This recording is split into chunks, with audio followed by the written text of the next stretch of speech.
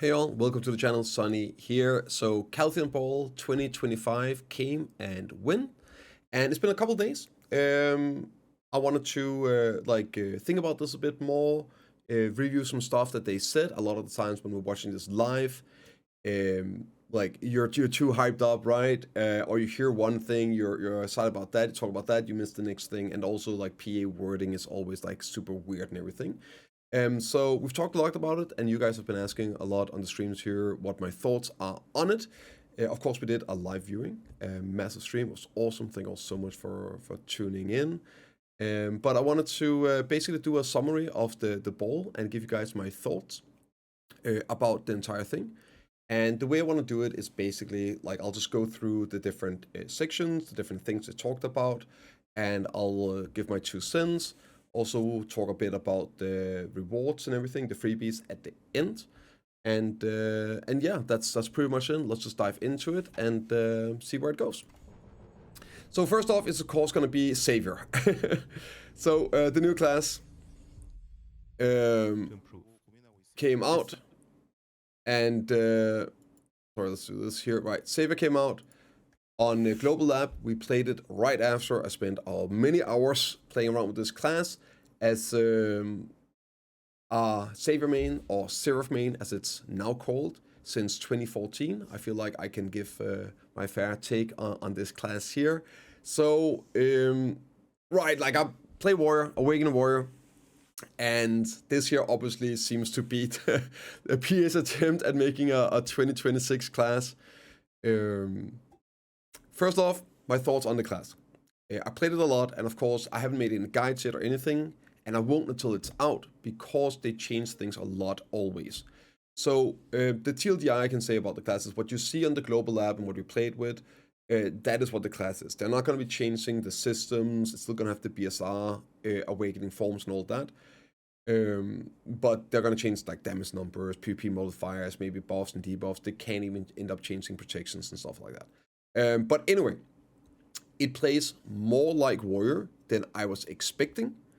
It's a lot of fun. It flows really well. The main hand kit is awesome. The awakening kits are cool and fun. It is an essential class, by the way, for people that don't know. It will be out after next maintenance. And I will be maining it. I'm going to be playing this super hard and committing to it. I'll probably keep my warrior tagged to it, but I am really excited about playing this class.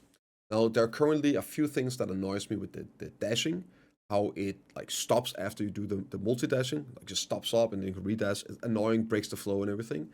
And then of course the elephant in the room, the BSR stuff, right?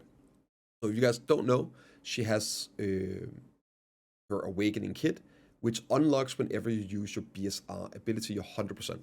And you can choose either going angel mode or demon mode, like light or dark. And whenever you then use your BSR, you unlock like that form and those abilities. For the light form, the TLDR it's the exact same as the normal kit. It just is faster and deals more damage and has like some abilities have a bit lower cooldown to facilitate the faster speed. And it feels great. It's so much fun. It feels like playing Awakening Warrior with E buff and C buff popped. Love it. And the dark form is basically a different class. It locks the grab, it locks the Q block, and it removes the multi-dashing. So she only has one dash every 1.5 seconds. Normally it's 2 seconds, but now in the dark kit it's 1.5 seconds, and it's an iframe. But she can't multi-dash, she doesn't have any other protections, all the other movement abilities get changed. It's basically a completely different kit. And I hate resources. I absolutely hate resource classes that gets empowered. It is, in my opinion, the worst class design you can make, because the idea is that it's supposed to feel good when you are empowered, but the truth is it just feels bad when you're not, because the empowerment becomes the default state, right? When you have something, you don't want to lose it, right? So it always ends up being weird, and then you have to balance it. So I said, this is normal balance. Well, if it's up here with the empowerment, then it needs to be down here when it's not. So now suddenly you're weak when you don't have it, but you get strong when you have it. Or maybe they try to make it good when you don't have it, which is what it feels like right now. but then you're probably going to be overpowered when you do have the empowerment, or vice versa. You're balanced when you have it, but then you're underpowered without it. It's just never good and it's never fun. I personally don't like at least the light form. Well, it's really good. I love it, right? But it has this power issue. The dark form, I think it's brilliant because the dark form is a completely different class. So it's a bit like turning my Awakening Warrior into a Succession Dracania. And you can imagine the balancing issue if you have Awakening Warrior and I want to be good in large scale PvP. Well, if you buff Awakening Warrior and make changes to the class so it's a good large scale group PvP class, imagine how busted it becomes in 1 versus 1ing and small scaling. So you have these like class differences, but since Seraph literally becomes a different class when she goes dark form, you can balance that, and I hope they do. It seems to be that's the goal, but the numbers aren't there right now, but we'll see when it comes out live. You can make that good in large scale. But then you would never want to use that in small scale because now you don't have any good movement and you don't have a grab, a Q block, and you just basically a sitting duck in a 1 versus 1, you're gonna get ran over. But in a ball fight, like, it could work. So that's pretty cool. We'll see how it plays out. As much as I detest power up resource systems and classes, this is not the worst way they could do it. And if they, like, again, like, since it's tied to the C buff basically gives you damage and speed, right? Attack, cast speed, and AP. And that's pretty much what you get in the light form, except like one ability gets changed in terms of like how it works, the shift R and B, and then also some cooldown reductions. But I feel like if they tone down the power of that, so it basically feels like you're stacking your E buff and C buff, then it could be okay. But you don't want to feel like you can only play the class with that up. For PvE, I don't think it's going to be an issue since most places you're going to have between like 80 to 99% BSR uptime, depending on like where you're grinding and everything. So, it's pretty okay. It's pretty okay. I'm not a big fan of it. I know some of you guys probably love it. And I think if you stop, especially like a PvP balance point, if you take that away, I think it's fun. I was watching a guy just yesterday pop up in my feed and like just watching the classes for the first time. And it was an hour video and I just sat through the entire thing. And it was just so refreshing seeing somebody like actually with a different view on the classes and how they're just like excited about how cool they looked and how they felt and the sounds and everything. And I think I might actually just kick back a bit and turn up the effects and the sounds when I'm grinding on this and actually just enjoy it for that. But for PvP balance, like I'm not a big fan of this power up fantasy. But there's also people who say like, oh, it doesn't feel good. You can only like you lose half the kit if you don't lose anything. You don't get more abilities or anything like that when you're powered up. It's basically just an even better C buff. But yeah, I'm very, very excited. I will bring out guides, and I cannot wait to log in and play this class. So make sure you check out the stream if you're curious about it. And I will be making guides. Don't worry. So yeah, I don't have too much else to say about the class. Super excited to get it on live here in a couple of days and also see the changes and everything. So let's get into the actual ball stuff, right? Here, interesting little stat about the gear score. And this here is gonna tie into a big element of the ball, which is the content and the content announcement and also the lack of Edania Part 2 announcement. So, I guess we'll get to that, but I'll make a point here.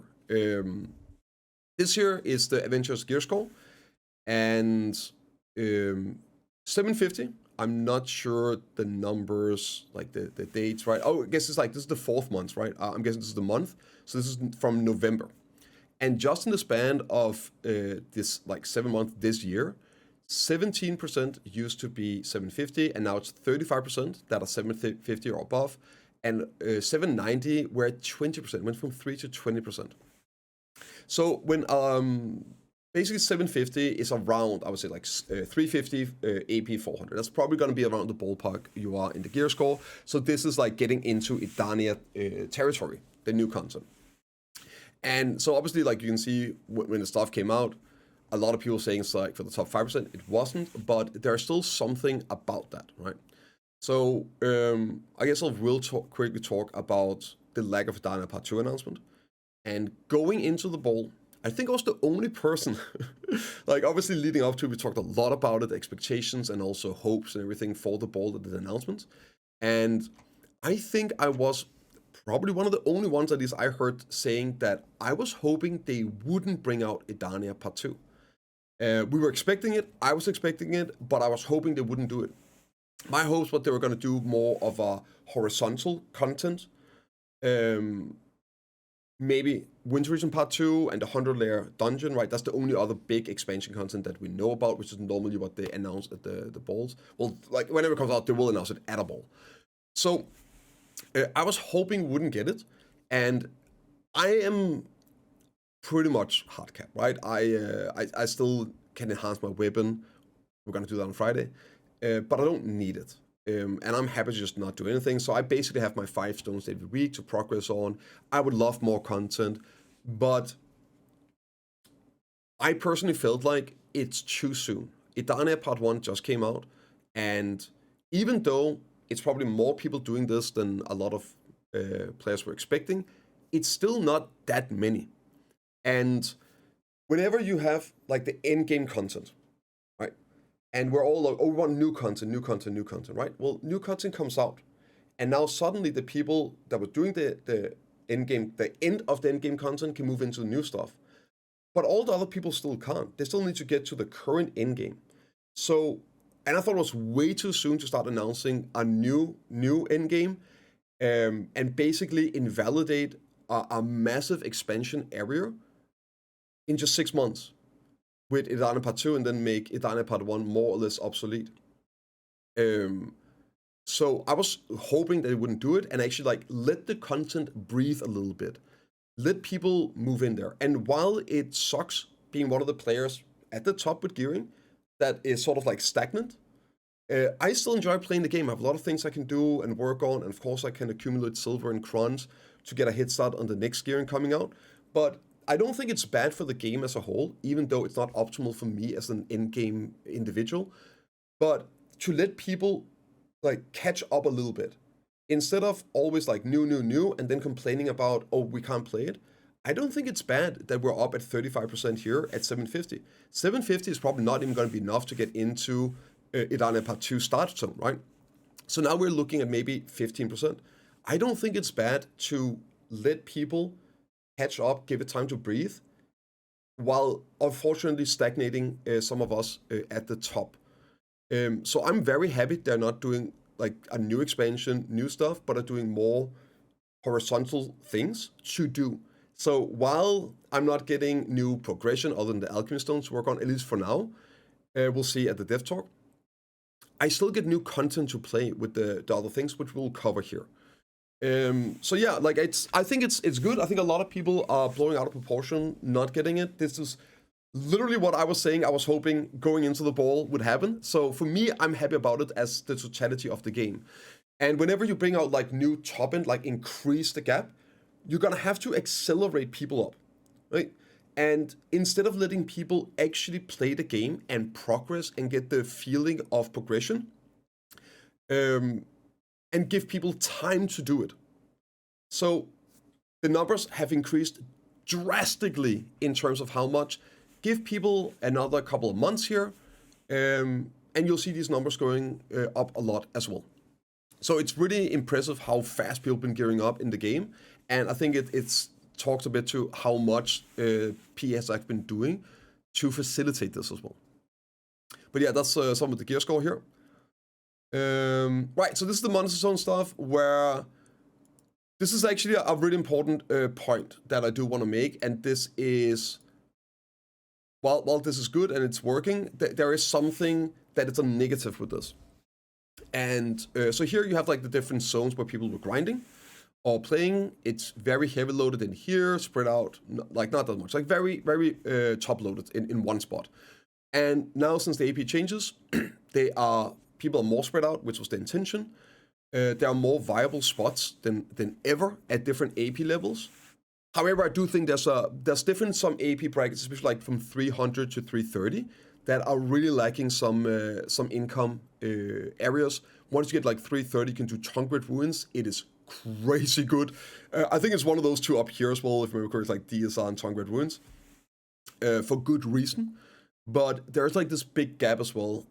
So there's like some more improvements that need to be made on this income range. But so while this is work as intended, there is one thing that is a negative with making so many more places like viable, and that is the feeling of the world.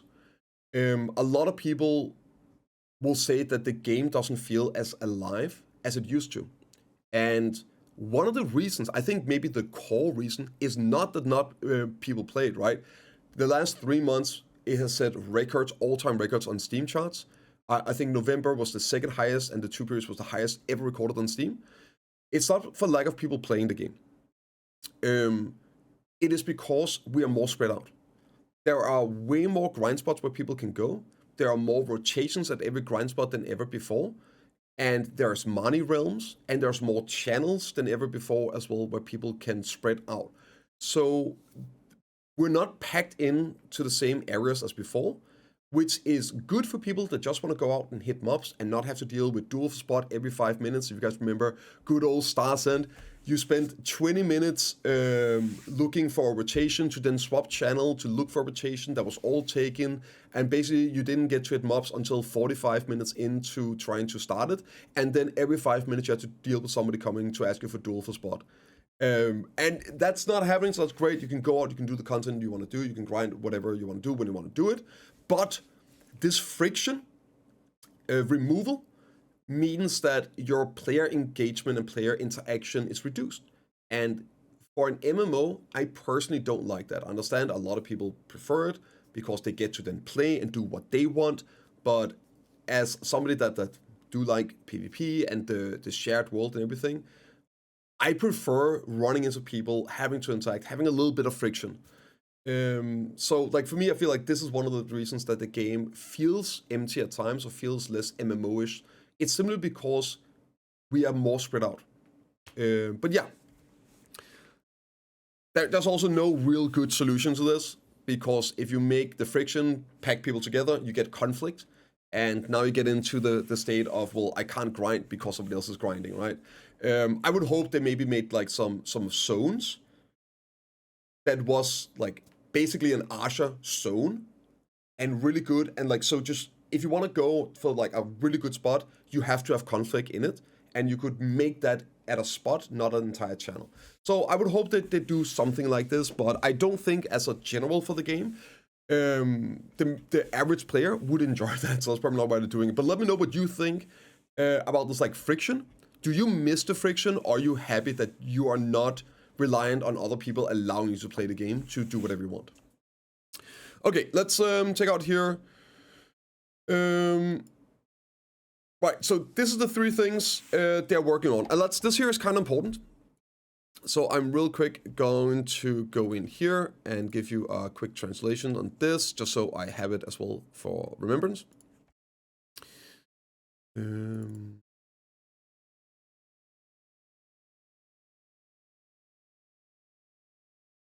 Okay. Actually, I'll do this. I'm a professional, guys. Don't worry about it. Okay, so they had 3 things they wanted to improve. I guess I'll bring out here the exact wording, because it is important, and unfortunately with PA wording, it can be very, very weird at times. Oftentimes they leave it ambiguous on purpose, as to not need to commit to something or trying not to disappoint people, but they're not doing what it is there is. But like, it's, yeah. Options to choose. Okay, so adventure. Okay, so I know a lot of people talking about the lack of something for me as an individual. I know, like, they talked with this bolt here. They got some. I'll say mid game. I think 350, especially with the numbers we're seeing, that's like mid game. And then like late game and end game, right? So in terms of things to do for early players, we'll get the Olbia Academy, which is huge. And then of course some 350 spots, well, one at least, 370, 380, and 395, I think it is. So something, again, I talked about like that 300, 330 range, and also from the like 350 to the I think it's 75 in Edania, right? From Jardine to Mermaid. I feel like there needs to be a bit. There's some of these jumps that are extreme. So something to help with that, but they are doing some things here. So first off, we balance the game right now around, if we balance the game right now around top tier adventurers only, we felt it'll risk making things too difficult. And that's sort of the point, right? It doesn't matter what you do, someone is going to be unhappy because it doesn't cater to them specifically. So as a top end player, if I have more stuff to work on, and if I have a hard time pushing next gear or whatever, imagine how much harder it is for somebody else, right? Now, it should happen at times, right? But understand, like, sometimes they slow it down a little bit. Right, for the imagine how hard it's going to be for those still progressing and for new adventurers. And this was also the big reason why I hoped they wouldn't do it down part 2 yet.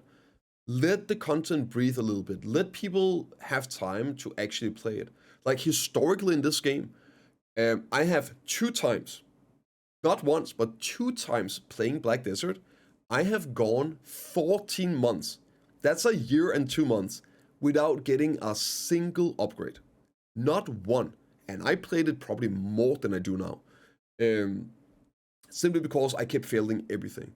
But I had things to do, there was stuff to do, and I, like, not really anything new was coming out. I was still working on the current game, right?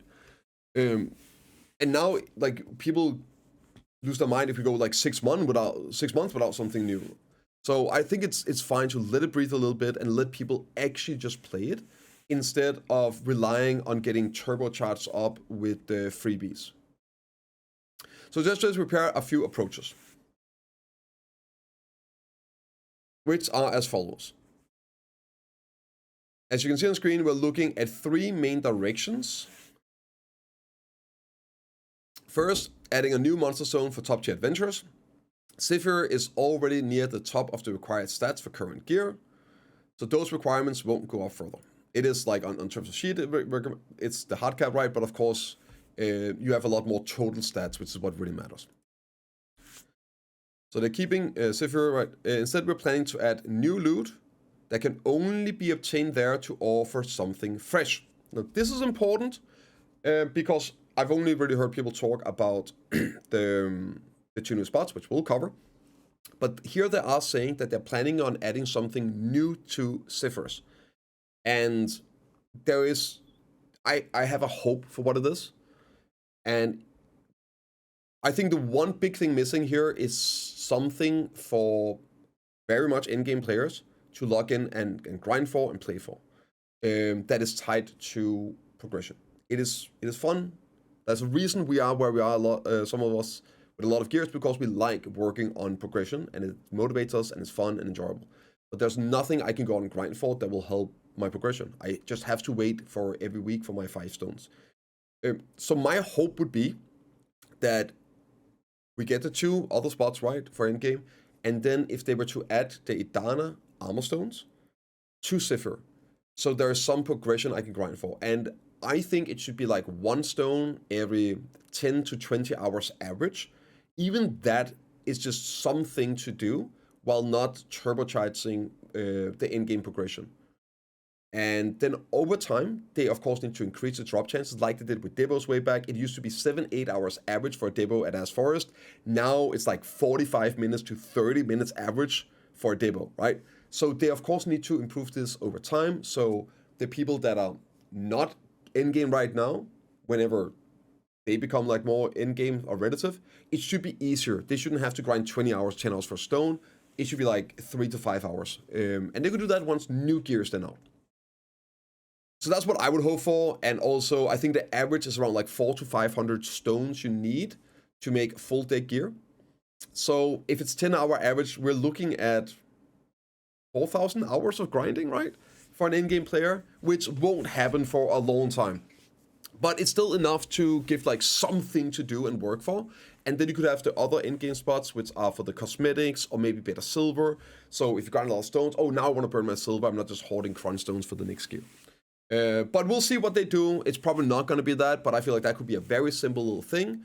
They could add, or maybe the Alchemy stones, which are also going to be time gated. Something to alleviate the hard time gates on progression for in-game.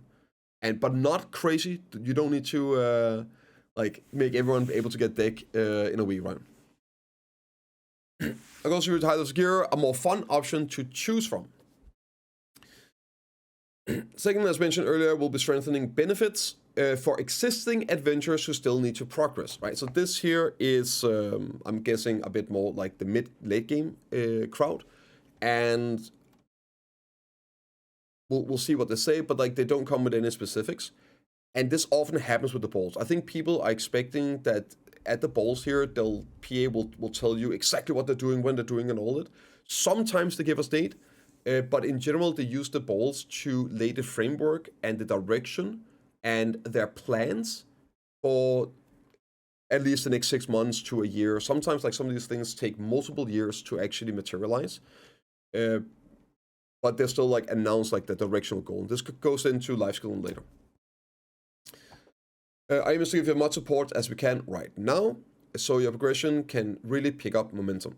Third and lastly, we'll increase the benefit for the new adventurers. Right. So that's going to be the Olbia Academy, and we'll see here. Right. So Stars and Abyss Underwater Ruins, huge W in my book. I am insanely excited about this.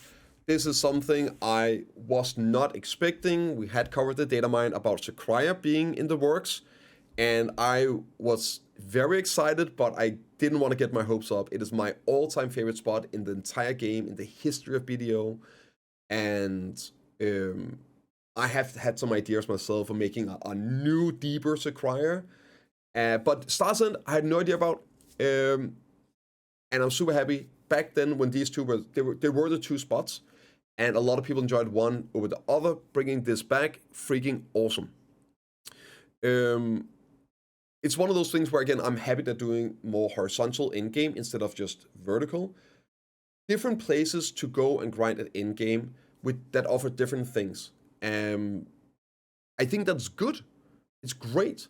As long as there's something that's fun and exciting to also grind for, and can help you, that's awesome. So, quickly, let's talk about the loot. The big loot they talked about is going to be weapon glows. I had it on my bingo card. I was expecting that glows would be in the pearl shop, that you would be able to just buy the glows in the pearl shop, boom, done. And then, as I was saying, I was really hoping that PA would just add some glows as grindable or achievable item in the game. And it looks like they might be doing the other way around. They're adding them as grindable, achievable items in the game. And maybe they'll add some in the pro shop down the road of different types. But I am so happy to see them bring back a sort of treasure item, even if they can be sold on the marketplace. And at first I was like, oh, this sucks. But then I remembered how people for years and years kept begging PA to make the leaves and the Oseka outfits chronable. Because as cool as it is grinding a visual like the costume, eventually you have grinded it out. And if there's no then value in it, you're gonna hoard those items, and now people are gonna ask for you to be able to extract value from them. So I guess PA just nipped it in the bud, got ahead of the curve, and like, alright, okay, we're just gonna make them sellable, we're gonna make it part of actually the value of those spots, and that way other people that aren't there yet would be able to buy them as well, and it's a full circle of life in that regard. So, like, I'm just super happy to see more grindable cosmetics in the game. Huge W in my book. Absolutely gigantic. So I'm excited to see all the other stuff as well and how it's gonna shape up. Right, so next up is, again, something I don't think anyone was really expecting. Them adding a new grind spot in Edania, part 1. We were expecting Calpheon and maybe Mirrorwork because they leaked onto live servers, but here another one that kind of came out of nowhere, an actual in-game party spot for Edania. And It seems to be similar to DSR, where you have, I think they show it here in a little bit, right? You have some balls, basically the big elites, I guess you're killing, you kill one each, so 3 people, and then you kill the mobs at the afterwards, and then you can move on to a different one, I'm guessing, and maybe some events can spawn and whatnot. So, yeah, kind of cool, I don't like tower spots at all. So another thing is then the rework and the Calpheon. Right, like it's also one of those. I know a lot of people have been complaining that there's no new things, even though obviously that there is, but that they are bringing back old content and revamping it, while at the same time people have been asking for this for a long time. Like the last how many years have people been asking PA to fix their game, and they actually seem to be doing it with a lot of these things, like taking the game we have right now, the things there's in the game, and fixing those instead of just always adding new. So super cool to see them bring back some of the all-time favorite spots in the game: End, Sycraia, Rework, and Calpheon. And it's gonna be 3 party spots. It's not optimal. I talked about this. I don't know if you guys saw the clips and all, right? I would have liked them to maybe do something similar to the relic spots, where you can go to one of these party spots, and depending on how many people you are, you can put in, say, your daycare lanterns. And if you're 2 people, you put in 2, and now it scales to being a 2-man grind spot. If you're 4, you put in 4, boom, it's a 4-man grind spot. I think that's way cooler, like having these dynamics. And also, it would be nice if there was at least like 1 do spot, but then you always have like the issues of, well, a do spot, but then it's the wrong AP. So I think PA's approach here was just, we're gonna make 3 spots, 3 different AP levels for like mid, late, end game, and 3-man spots do seem to be the best, like scalable. It's not as hard as getting 5 people, and I guess less reliant on the shies. So yeah, that's what we got. And again, I would have loved if there was like maybe dynamic group sizing for the party spots, or maybe 1 2-man spot. But super happy to see, like we were expecting maybe 1 like Calpheon. There's 3 and 3 different levels. So awesome. Hopefully they're gonna be good and drop something that people want. The most important thing about bringing out a spot is making it something where people also want to grind and have value in grinding. So we'll see about all those details, but so far it's really nice with the stuff here. Okay, so we have like the 3 in-game spots. And then they're going to be like making... it's also interesting they're actually going to have a classification for this actual in-game. Alright, that's the weapon glows. Super great to see it. And right, let's talk about this.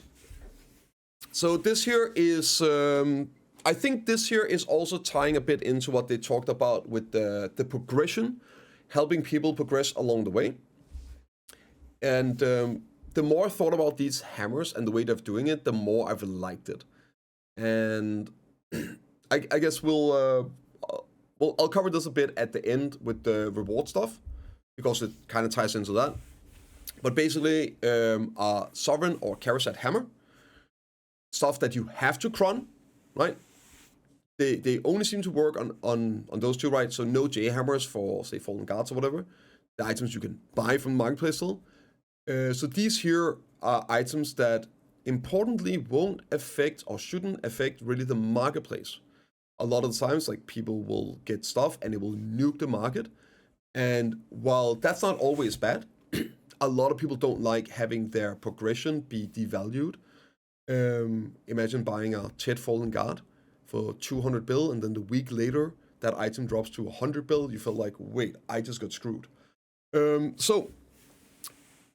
This here, and then also it's a permanent edition, and you're gonna have like a big chunk of bonus silver at multiple levels every 2 and 3 AP. So yeah, really nice. But I'll talk a lot more about this towards with the rewards. But this should definitely help getting some value. And a quick note about this stuff here. I hear it all the time. Right, I stream. People come in and we talk about these things. there's some times where people have an idea about, oh, so I got 1 tap, oh, plus 1 pity, I didn't get anything. But you would still have to do that tap, except you would have to grind the silver for it. So I feel like a lot of people oftentimes get caught up in like silver cost or stuff like that, instead of looking, which is a very important factor in a game like BDO, it's the time. So, right, let's say you have 5 hammers or even 1 hammer, right? You get a hammer and you use it. Depending on how you use the hammer, it could very well be a 10 billion silver tap, if not more. I think our deck accessory is like 3,900 crunstones. I should check that real quick. Let me check it. Just to be sure. But I remember it's something like that. It's been a while since I did an enhancing. Let me see. 3,650 crun. So I was in the same ballpark, right?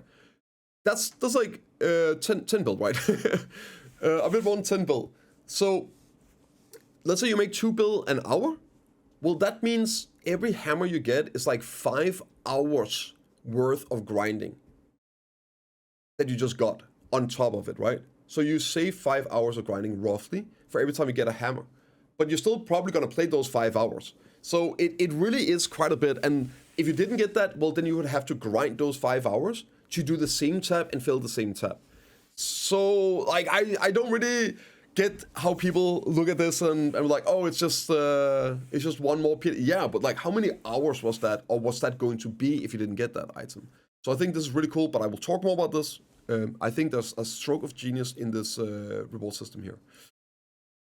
Okay, next up is, again, this here ties right now into a lot of the mid-game progression.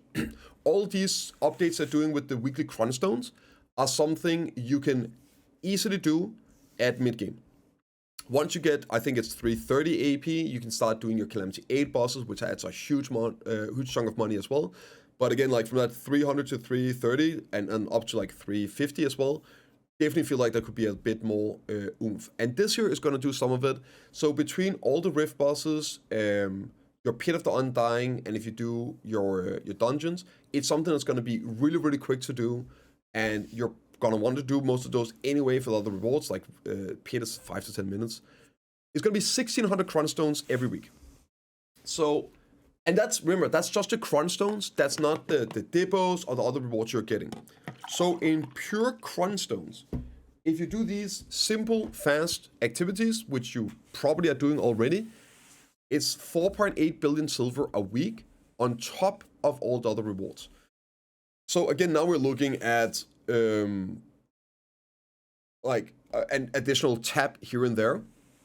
Depending where you're on AP, like that's enough for a bonus tap every single week. So it might not sound like too much 1,600 a week, but it adds up, and it adds on top of everything else. I've been doing my pit, and that's just 500 crunstones, and I don't know, like 20,000 crunstones or something like that, at least, since they made some changes.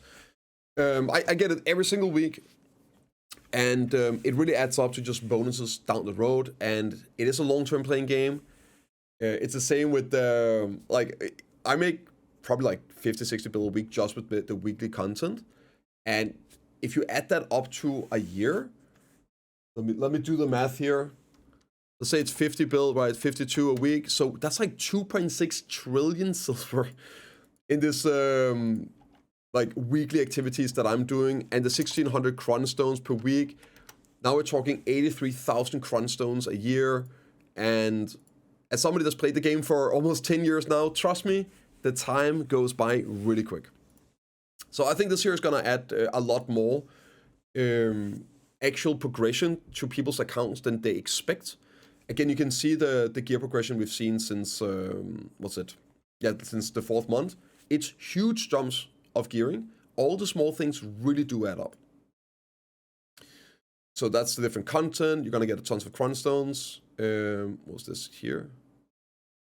Attraction difficulty, right, simplifying it, that's good. Only to do 1 run instead of 2. Awesome. We used to do it all the time. We don't do it anymore. My group will probably go back to start doing this. like boosting up the rewards. You can do that with the weekly content. Highly recommend start doing it. And also boss spawning. Okay, campsite buff, great, awesome stuff. Like combining all these things, simplifying it. The buff bar, like the list of stuff you have to remember, do, and all that. Super happy to see it. Also, not having to drop the tint, having scrolls, so you can have them running continuously if you want to do that with the fairy. And then they do also buff the fairy for this one here. Quick note, I have this rule that every single time I talk about the fairy in Black Desert, I have made it my personal goal to get PA to fix this shit. In terms, as much as I have a big issue with the Gambit box monetization and everything, this is my number one pet peeve. The fairy system is extremely predatory. It is the worst monetized system in all of the game. I feel like it's just the worst. It's one of the only systems still where you can pay money and you downgrade. It's insane to me. So I have made it my personal goal for years now to always mention this and offer a simple solution. There's a ton of good solutions, PA, you can do for this if you're watching this video. The simplest solution you could do to at least make it not giga terrible predatory, where you can go backwards, is to just give a prompt whenever you reroll a skill of allowing you to keep your current skill or choose the new one it rolled. It is insane to me that you can roll, say you have Continuous Care 3, and you roll it, and you get 1. It is crazy. Give players the option of, at the very least, choose to keep the skill that they were re-rolling. Just give a pop-up prompt. You want the new skill it rolled, or you want to keep the current one? That on its own would go a long way, and then like do more. But this is like at least do that. Right, primordial stacks, cool. Another thing here, fail stacking, super nice, bringing some value into items that basically are useless, and this is content that is available for everyone. You get these primordial stones, right? From the boss land in Morning Light. You can just go, you can hit them, you can have an alt. You get like 8 a week, whatever. They can be really good silver if they're worth something. And you can do this with Chivalry gear, new player, everyone can do it. That's going to be a nice chunk of bonus silver of value every week as well, if you make sure you do these. Being able to make 200 stacks, right? And the really good thing about this is not only is it potentially saving you silver, it's saving you time and hassle, all making you silver in the process. Love to see it. Great. Marni Fuel report, okay, huge W, shout out Choice, thank you for putting some pressure on PA to make this themselves. Love to see it. I really hope it's not Marni Realm only. It looks to be that it's only working when you go into Marni Realm to grind. I'm gonna be honest, they probably couldn't figure out to make it work as a start-stop thingy, so players could use it themselves. Kind of a fail. I'm happy to see it in the game finally, the loot tracker. But God, I hope it works something you actually start and stop it. If it only works in Marni Realm, that's hilarious. But at least a very big step in the right direction. So that's good. I was not expecting this at all. I don't think anyone really was. So yeah, that's good to see. Also, this should make it a lot easier. I know people were like, oh my god, rip Garmoth. If anything, this was going to make it a lot easier to report your numbers to Garmoth. So you don't have to sit there and count. It's way easier to then keep track of your big sessions and everything. And also, well, good for comparisons. I might use this for a couple of test runs as well. Go into Marni Realm to do a test run instead of just a regular, just to have your a baseline. So even for someone like me that I've actually never been in Marni Realm. I don't even know how to enter it, but I'll have to figure that out. Even for someone like me that never grinds and never would grind in Marni Realm, I can still use it to go in and like do a test hour and get a baseline idea about how fast I'm doing stuff, and then I can cry about my class on Reddit. Alchemy Stone rework. Okay, so this here, let's talk about it. Again, I was happy they postponed it. It seems like I'm one of the few people that are okay with the content being slowed down a bit for in-game, for the betterment of the Thai game, and people to at least get a bit of a catch-up. This here, it's content for the top 0.1% of the players, right? At least for Splendid, it's also going to be useful, but in reality, like, you're looking at Splendid and Shining. I mean, I don't even have one. Well, I do have two, but I don't have a Destruction one, right? Horrible system. I'm 15 fails in. I don't want to engage in this. So anything is still better than what we have right now. Right. First off, I was super happy they postponed it because the initial announcement of the system just didn't do anything. There needed to be a way of combining the sheet AP onto the onto the stones, or the stones were just useless PvP only thingy. Seeing how the monster AP from sheet stats and also the gear requirements for boss stuff in Edania, well, it hard requires Velsot. So they did add a way to combine them. That's good. I think a lot of us were maybe expecting them to do like enhancing on it, but I'm kind of happy they didn't. There's enough stuff to like regular enhance up to deck. They would have to literally rework it all from scratch. I could see them doing that in the future, with maybe a completely new tier of Alchemy Stone in the future. Idana Alchemy Stones or whatnot. But for now, I'm very happy to see this. Yeah. Now, the elephant in the room, the gated nature of it, I think that is silly. It's really silly. And a big reason for that is also the talk about protecting the value of the people that have these.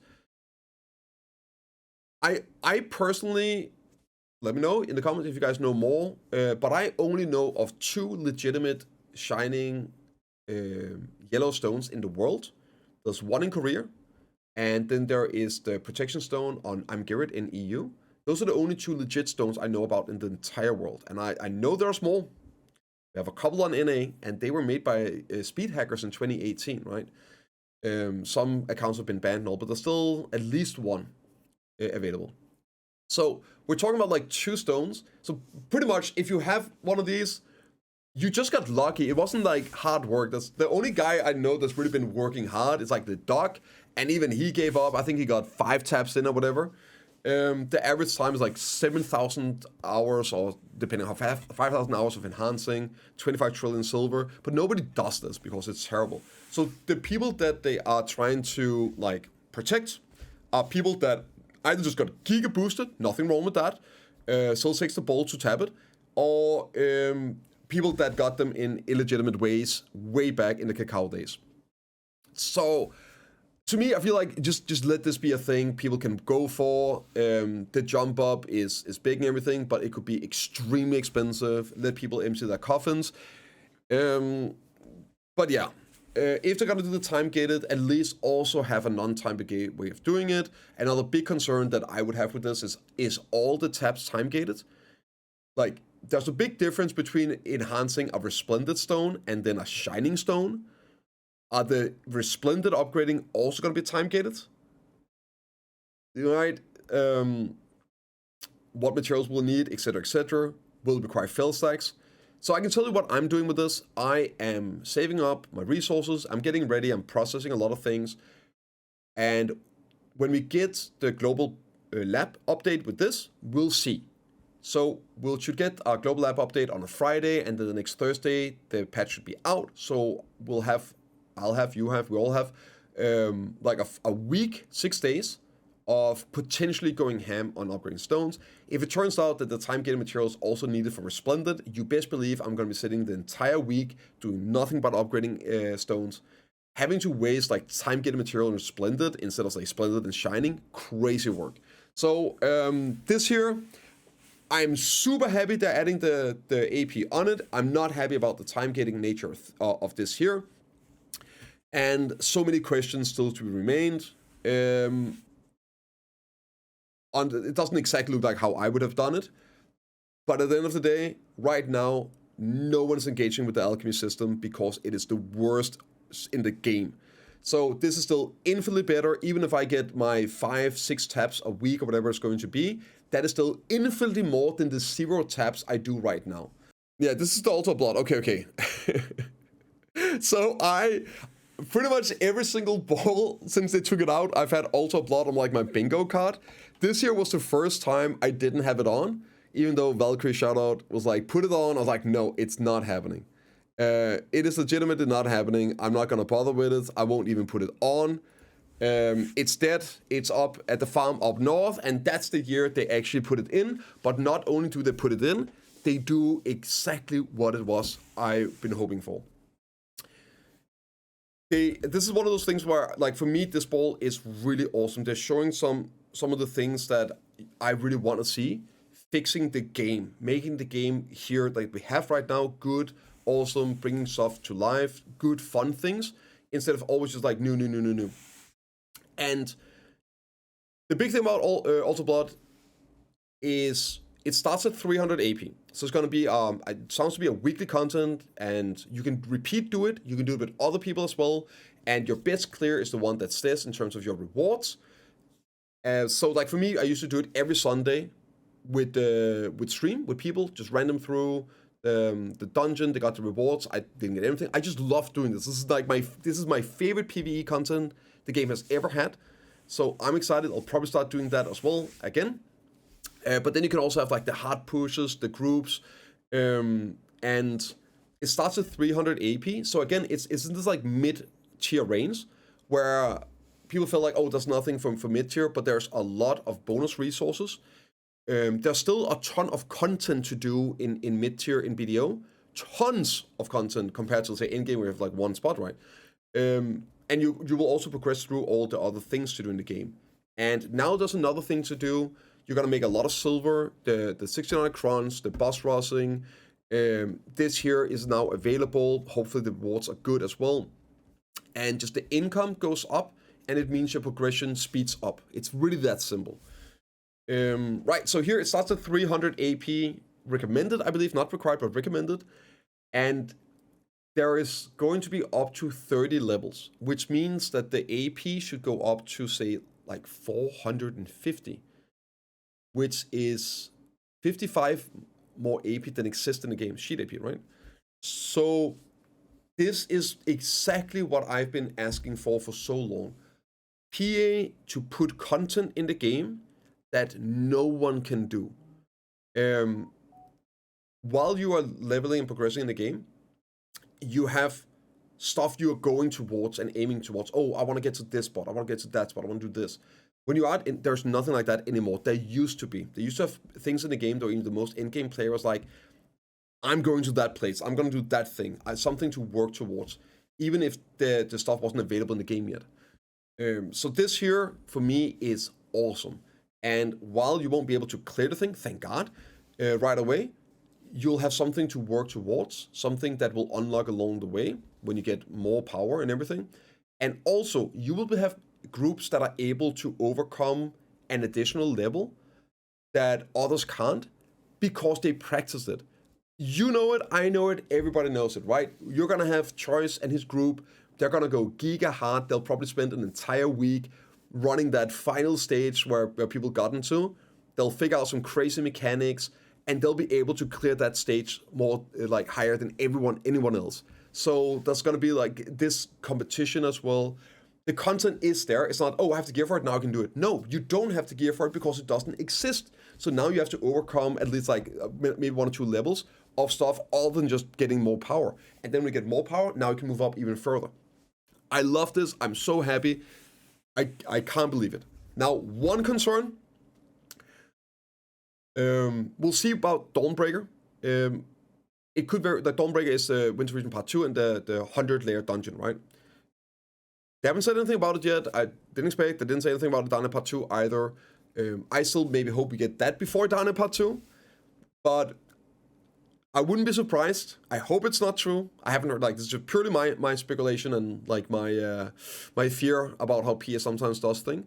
That maybe this scaling here basically was the 100 floor dungeon that they then like scrapped for the second time to sort of like incorporate into this. But I guess we'll find out sometimes maybe next year. But yeah, super excited for this here. Huge W that I was not expecting. Okay, let's see what else we got here in it. Some rewards. Right now, depending on the display, you get extra bonus stats. Okay, so this here, I believe, is... yeah. The DP heavy builds. Okay. They're saying they're going to do something. It is not as easy as we would like it to be with just nerfing gear. PA historically hates nerfing or changing gear in terms of stats because they don't want to hurt people that invested into these items. It's also why, like, way back in the day, we were using green helmets, like, really up until the Nebraska helmet came out. The green helmets were better than even, like, Pin, what's it called? Pin C20 boss helmets. It was mad. So, they said, we don't want to do it because of people having invested into these things, and we'll just, like, let things change over time. And of course, you have the DP builds and the crystals, the dawns. Even though they're crystals, they are technically just the old DR accessories, right? So I'm not surprised they don't really want to change it too much. And also, it could just be fixed by having more damage available in terms of, say, crystals or things like that, right? And also the new Alchemy stones for endgame. They're gonna add some potential more damage. The problem right now, it's like I fought some people running, and I was running a 6 DR setup. 6 DR crystals on my warrior, right? Fully buffed up. And I was getting killed standing up. I was breaking block and everything by an archer I was fighting. I got comboed down to like 20-30% in a one combo with 6 DR crystals. And it's like, it's kind of crazy. And also, I was doing no damage to him with that build because he had high DR as well. So when you're at endgame, some classes, they can still shred it. And some classes literally can't function without running 6 DR because, like, what are you going to do? You're going to get killed running up to people. Not saying it's good, but it is also one of the few ways to keep the current super armor damage classes in check. It's the only thing you can really do right now since grabs are in the gutter, and so yeah, it's either just like getting killed standing up or whatnot. So just even more damage would be fine, and we know we're gonna get more damage eventually because of the AP being capped, DR not capped, right? So if you nerf the DP, but then you also later get AP, it might be completely crazy. And now, so the tier guys, I feel like whenever you're fighting at hard capped against each other, the DR stacking isn't as crazy of an issue. It's still a problem, don't get me wrong. The big issue is how cheap it is to get your 6 DR crystals compared to getting that hard-capped AP. Those two things are not in the same universe. We're talking trillions and trillions of silver of AP against 100 billion silver DP. It's like, okay, so it just brings a huge issue for anyone that don't have like a high damage class and everything. So there's some big issues here, but it's not as easy to solve. I would hope they do maybe some like set bonus, whatever. So the more you're basically like reverse set bonusing. So the more you're using, the less DR you get from them. It could also be something about the brackets, like the DR scaling. It's not like you only get DR from the crystals, you also get the DR from the DR brackets and everything. But yeah, they're at least acknowledging it again, that they're gonna look into it and hopefully do something. It would be nice if there was any sort of specifics. And when there's not specifics, I oftentimes see it as PA trying to be like, you know what, we'll acknowledge it, and then over time it'll fix itself because we have some other plans that just maybe brings out more damage, and then problem solved. But again, it won't solve the problem of the cost disparity. Somebody just puts on 6 DR, and if you don't have like 390 plus, well, you're not doing really that much damage to them, if any.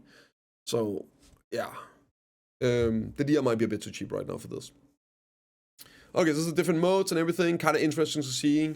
This is the different types of Node Wars. It was really cool seeing this because you always have a very region-centered view of game modes.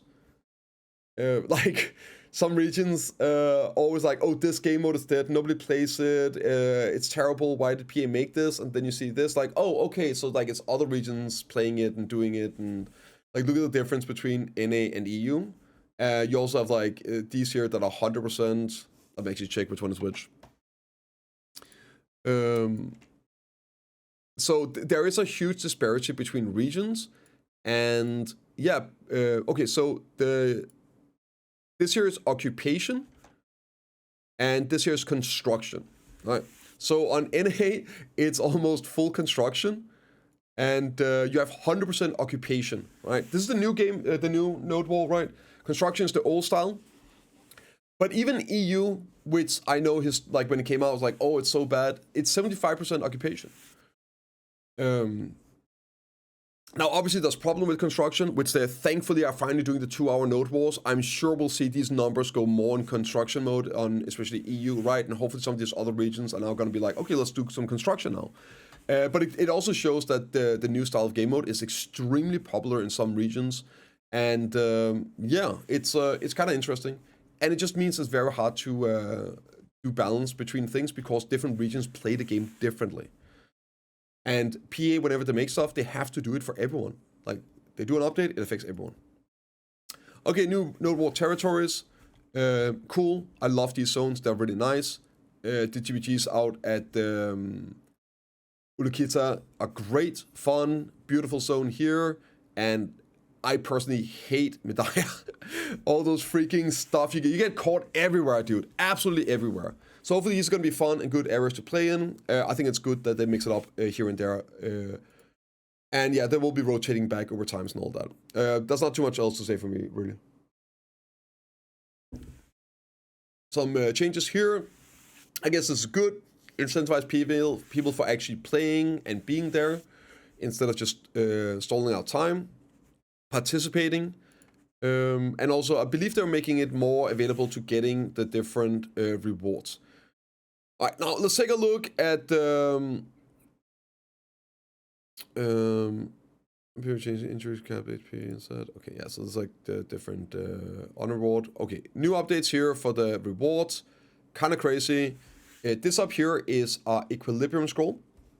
So instead of giving one away for free, it seems like they will be able to get one. Everyone will be able to get one every year by doing node wars. This is a yearly reset, right? So 1,000 of those. We don't know the rate we're getting it. A 350 stack is crazy work. A 300 as well.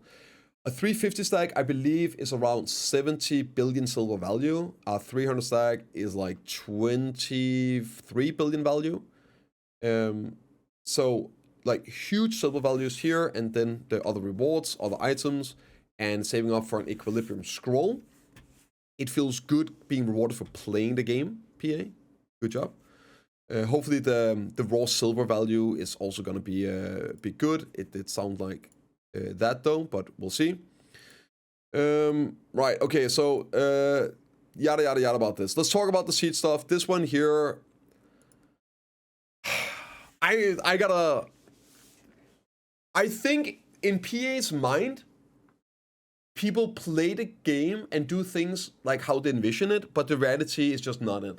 So this year they probably think, oh, it's gonna be fun, less restriction. You just join a siege, you go and you circle down the final the castle holders, you circle them down, and then you get rewards depending on how you did. And there won't be as much politics or anything like that. The strongest guild, the one that did the most, they become the new castle owners. Great. You don't have to fight it out or deploy it out or getting circled out afterwards, being a small guild and get stumped, so you don't get that much fun. You basically go in and sort of hit a loot pinata. And yeah, I don't think that's how people are going to do it. Instead, it's probably going to be like you do the Diplo beforehand, you circle out all the other guilds, you kill these, and then you rotate castle, etc., etc., etc. But yeah, like it does sound like somewhat fun and entertaining if you actually just sign up and you circle down a big castle fight, big epic fight. but this is like how it is on paper, and reality is going to be different. Whenever PA does these like big, this could be great though. It could be great if it's fun and people do it and play it, but I just don't see players doing that way. And also fundamentally, it changes the content. And whenever you have a sort of in-game PvP competitive content and you're changing it, this is what we saw with the Node War stuff as well. You're changing the dynamics of it to be a more for fun game mode. Less stressful, less competitive. It shifts it to a different audience. And we saw the numbers, right? Most people are doing the new style Node Wars. But that doesn't mean that it's necessarily better, right? What is the goal of this stuff? Is it to just have more people do it? Or is it to like have the people do it really love it, right? So yeah. I'm not the biggest fan of PA changing these things fundamentally, because one, players are not gonna play it the way they intend, and it's just gonna alienate all the people that was enjoying it for what it was. Hopefully it's gonna be fun, and hopefully it means that the guilds like my own that are just sitting in castle, streaking it, and nobody wants to attack them because, well, it's gonna be either a Zerg or a stomp, or it's impossible to push 1v1. If this changes the dynamic and people now actually show up and group together and attack out, and you as a defending guild feel like you are 300 at the gates, right? Holding the hordes trying to come in, and like the good old times, like one of the greatest sieges ever, right? Was like you have some guild fighting against, it was like one of the EU guilds, against like 7 or 8 other guilds, and they held the castle. Huge slaughter bloodbath. Yeah, people still talk about that fight, right? So it's not like this can't be fun or great or epic. So I'm hoping it's gonna be good, but I don't have high hopes. I'll be honest, but it could be epic. Okay, so that's that pretty much, right? But yeah, let me know what you guys think about that. Like, also from different perspectives. I'm sure there's some people that aren't even in the Siege Node Ball scene. You're hearing this and like, wait, this sounds fun, I might do it. Like, are you guys going to do this? Do you think it's going to be exciting to do? Or are you like, oh god, this is just going to make it worse, right? Let me know your thoughts on this in the comments. So, we got some updates here on the Node Walls. Not really anything huge. It's a bit died over time, which is this one. Oh, RBF. Okay. Now we're talking, dude. Now we're talking. This is another one where it's like, I'm so excited that PA is trying to fix the fucking game instead of just like doing new. People keep asking for new content. I'm like, we got so much content in the game. Every time you bring out new content and people do that, they don't do some other thing.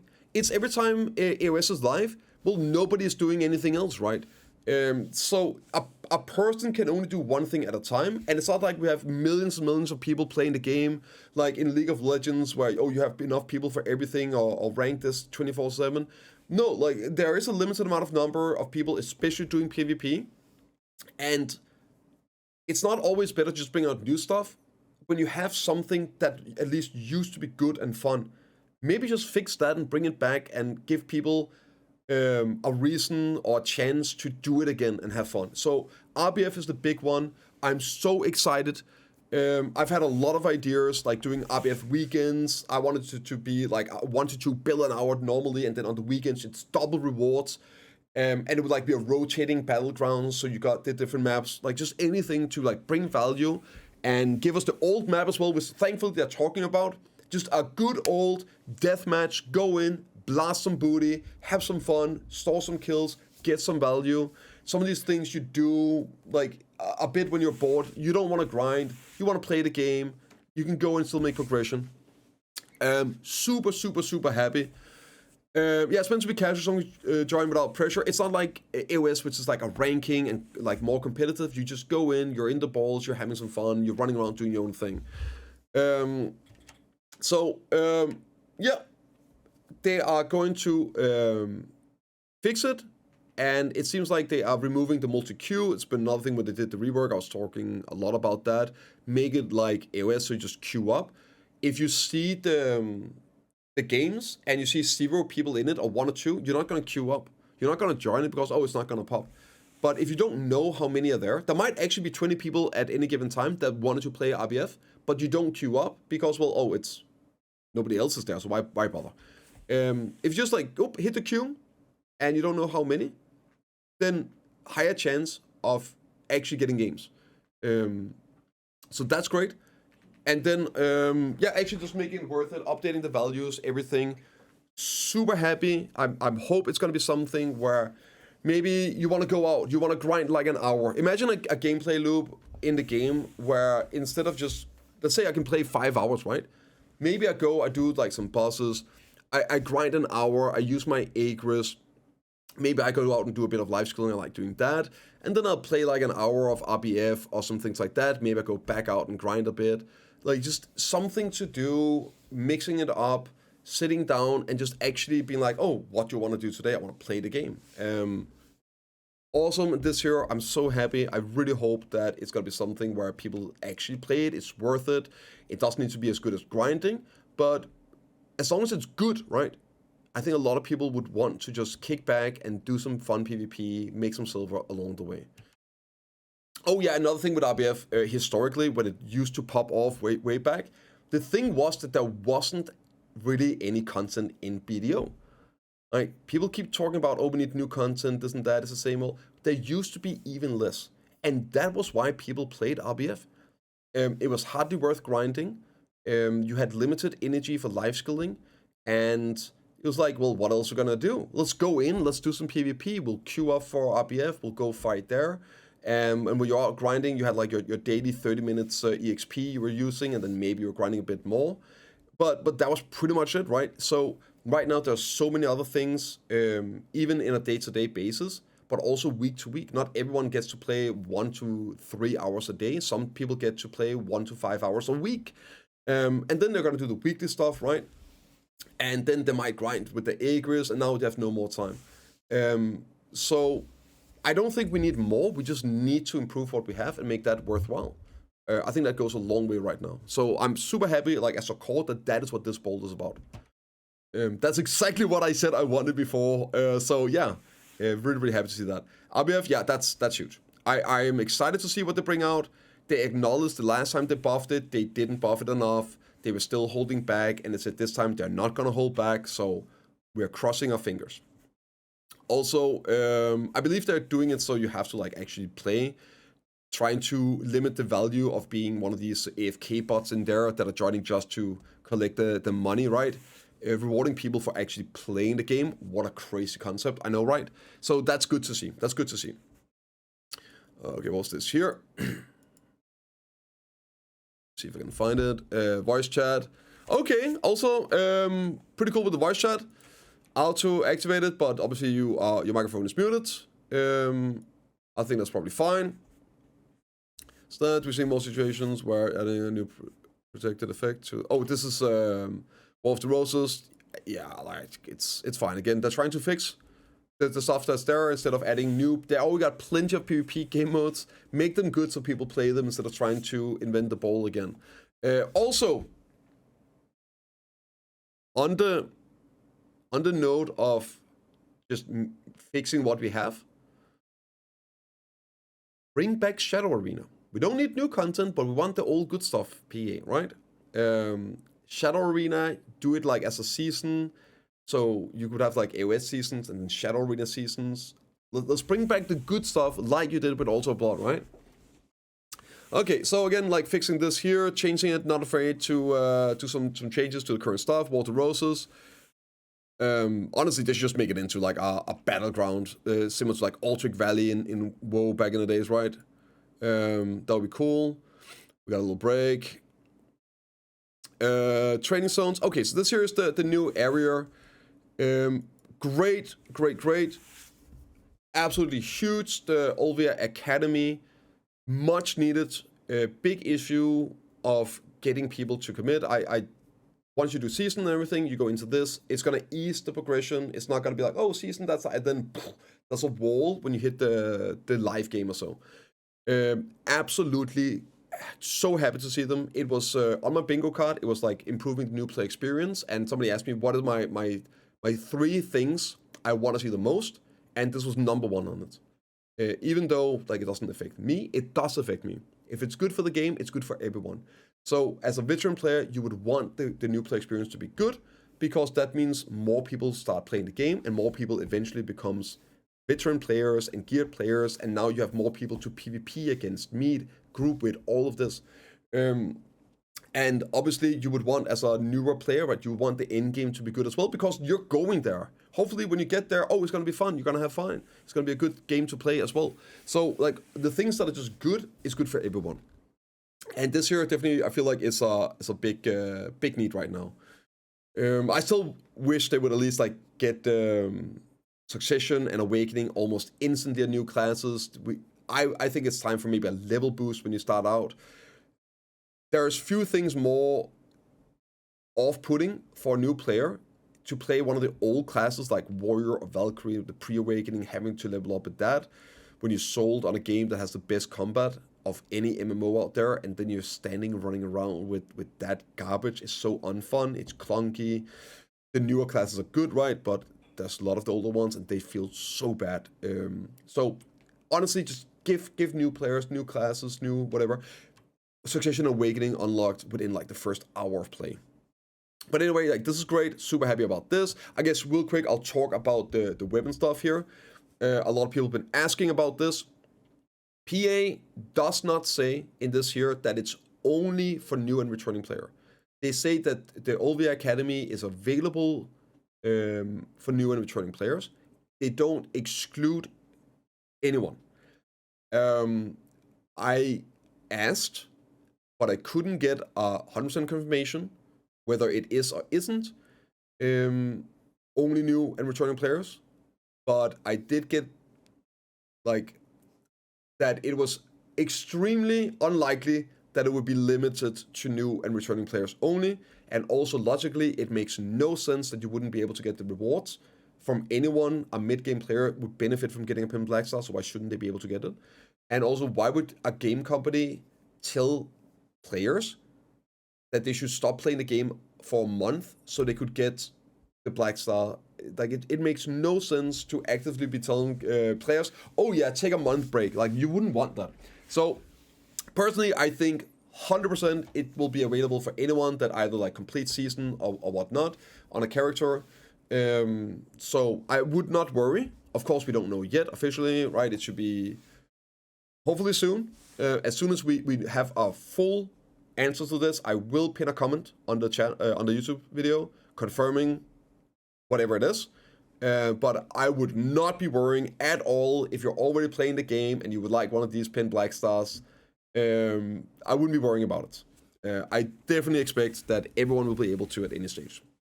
So if you're missing one, just wait a little bit.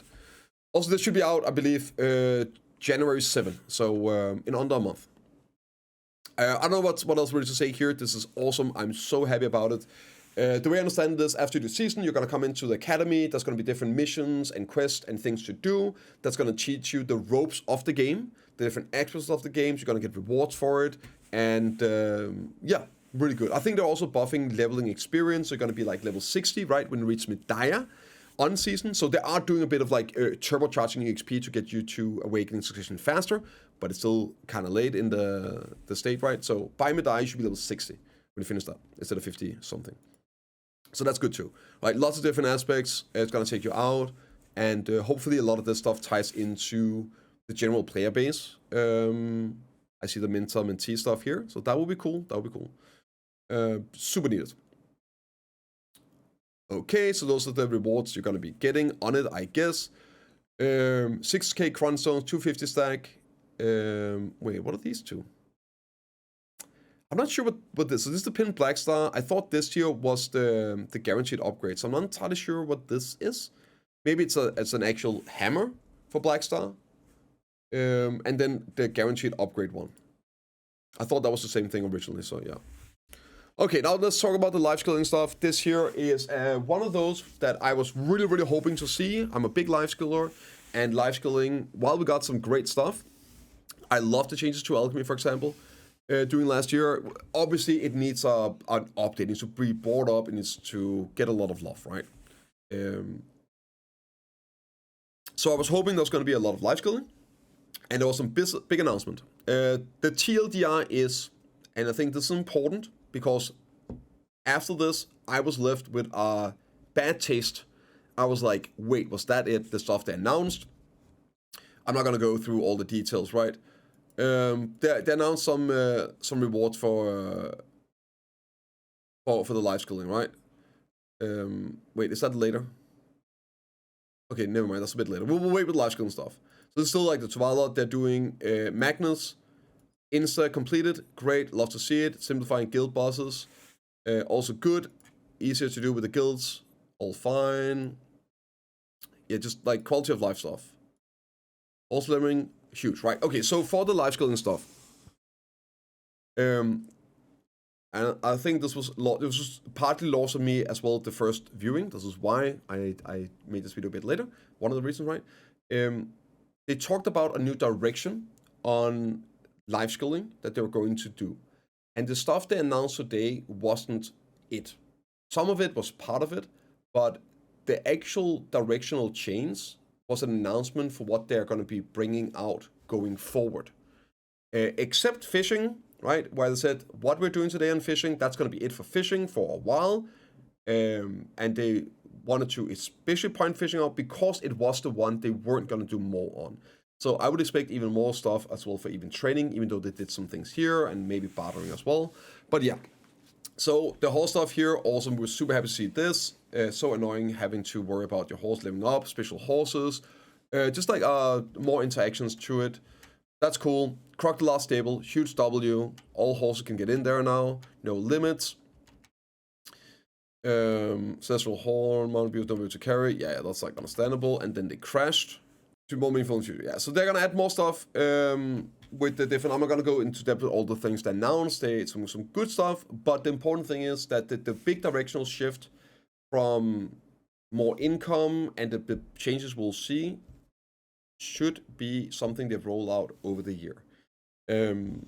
I wish they would have been a bit more specific, but every time they are, then also they never deliver on that. So then we get mad for that. So hopefully it's good stuff, right? I am not the biggest fan of them untying a lot of the life skills from the market, the general play. It is fun sitting there and figuring out niche markets, depending on events and player behavior, maybe content coming out. Oh, maybe now like a new Dana spot, so I should be investing in like making Idania harmonies for that and prepping and buying low, selling high. I personally like that.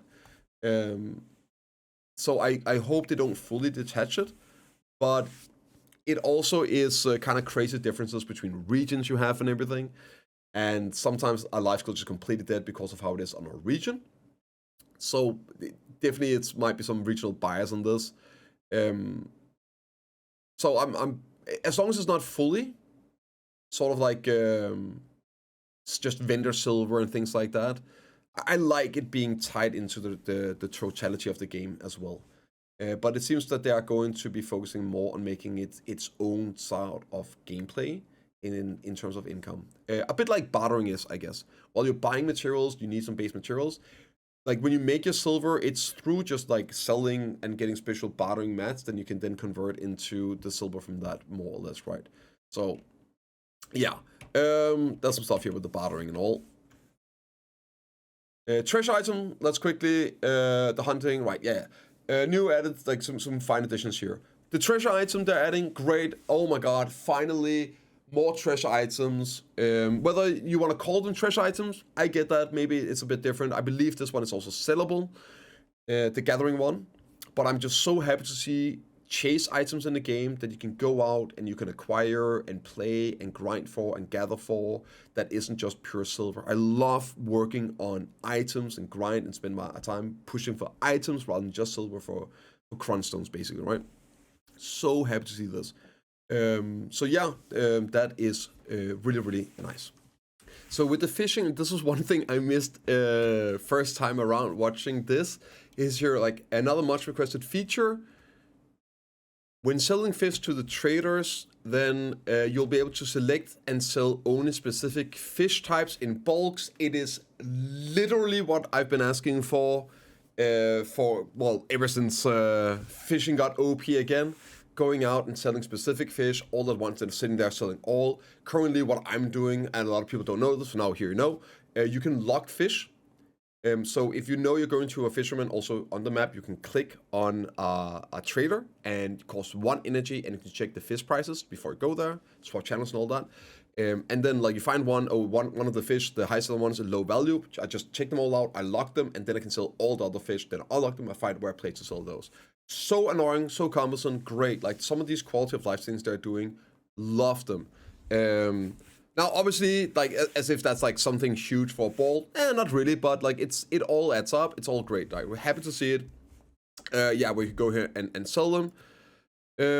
Right, doing manual fishing too, making the process much smoother. Let's be real, manual fishing, active fishing, and harpooning needs a complete rework.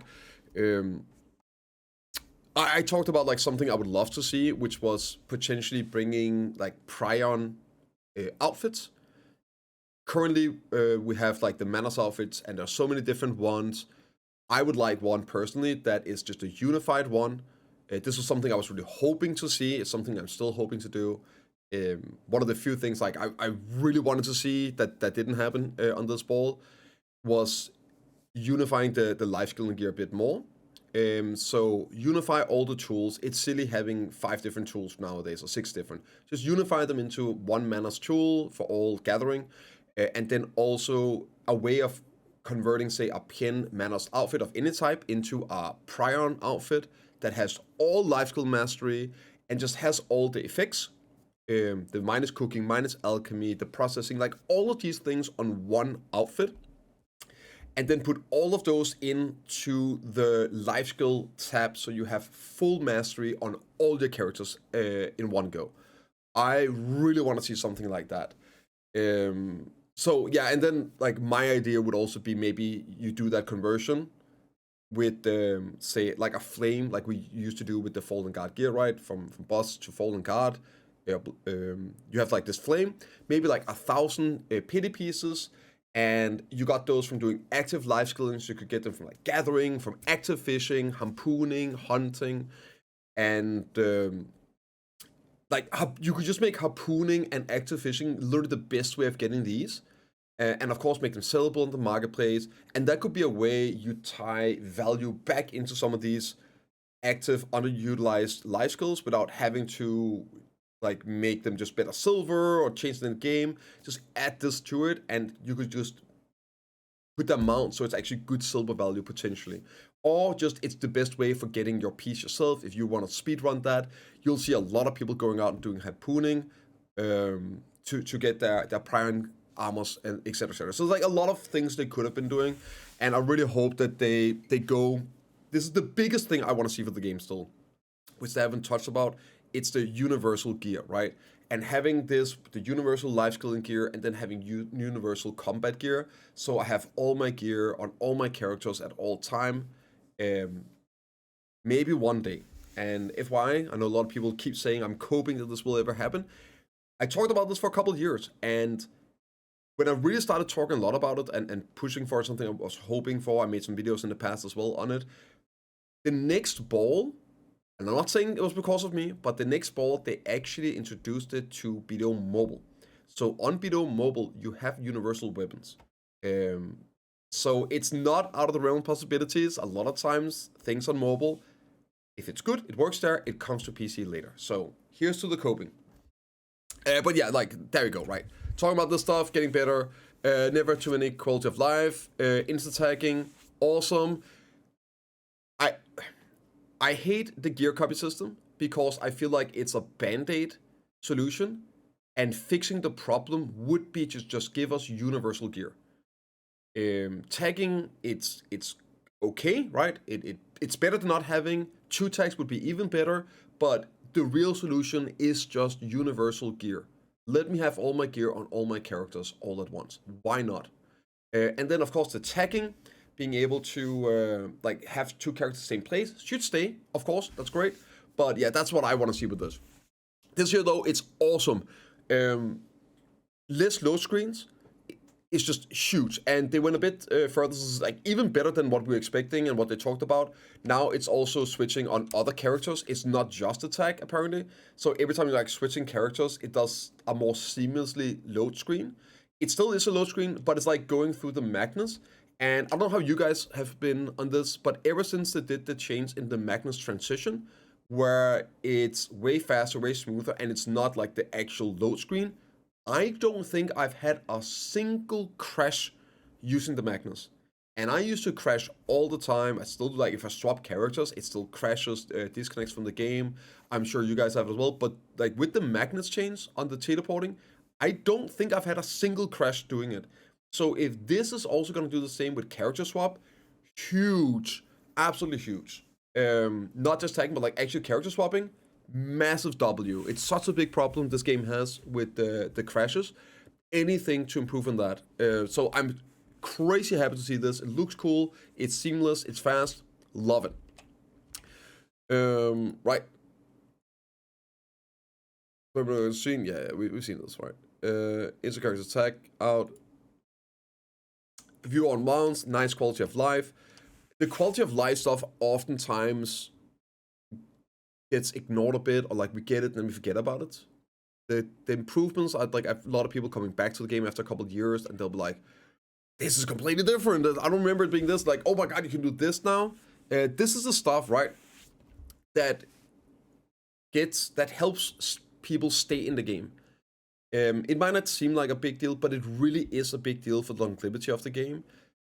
What gets people to try BDO out or come back to BDO is the content releases and the freebies. Let's not kid ourselves, right?